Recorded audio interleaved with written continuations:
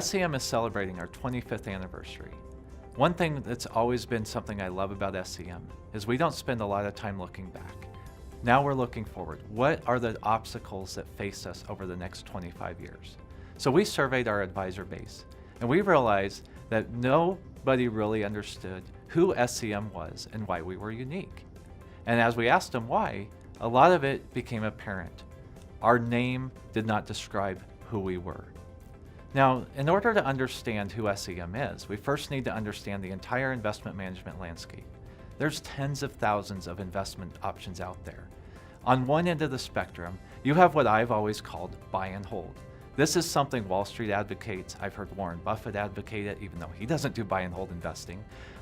It's basically, you just sit there and you buy it forever and you hold on to it. And that's what Wall Street wants you to do. However, if you've ever noticed when the market goes down, they're always on TV telling you, hey, this is a buying opportunity. No anchor has ever bothered to ask them, if everybody is in a buy and hold strategy, what money do they have on the sidelines to take advantage of these opportunities? But not to digress. Let's get back to it. Now, I've always called buy and hold passive allocation. That's what it used to be called when I was in school back in the 90s. But we've noticed that Wall Street has also adapted something called active management. And a lot of you have probably heard surveys of active management doesn't work. But in the Wall Street lingo, an active manager can be simply somebody who, rather than having 5% Apple stock, which maybe is their representation in the S&P 500, if they deviate and do 10%, now they're called active. That is completely different from what SEM is. Clear on that other side of the spectrum is tactical management.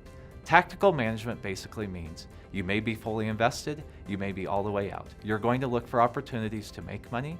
Also, most importantly with most tactical managers is you're trying to avoid downside losses. Because what we've seen over the years, investors are more loss averse than they are experiencing gains. When they go through a losing period, they tend to overreact, which means they might sell, and then they won't get it to take advantage of the upside of a buy and hold strategy. So tactical management is really trying to do that.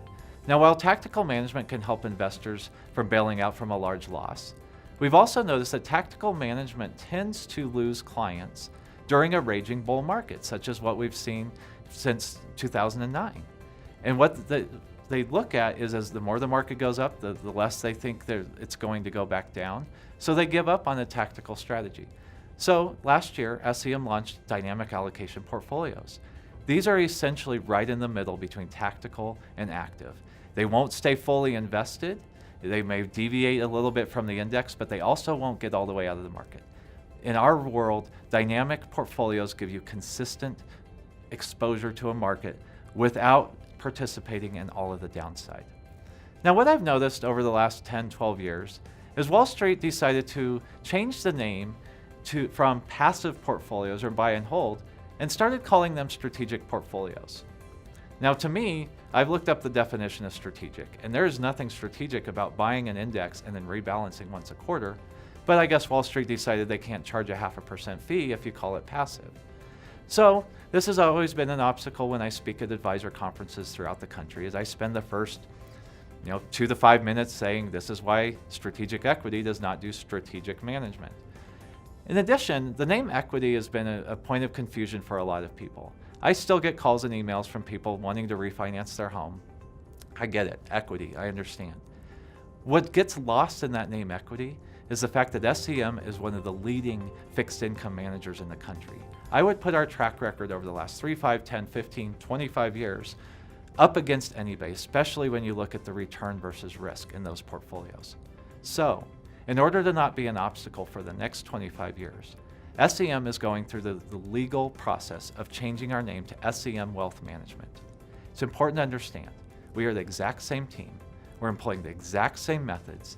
It's just a better description of who we really are and what we do, which is to provide scientifically engineered models.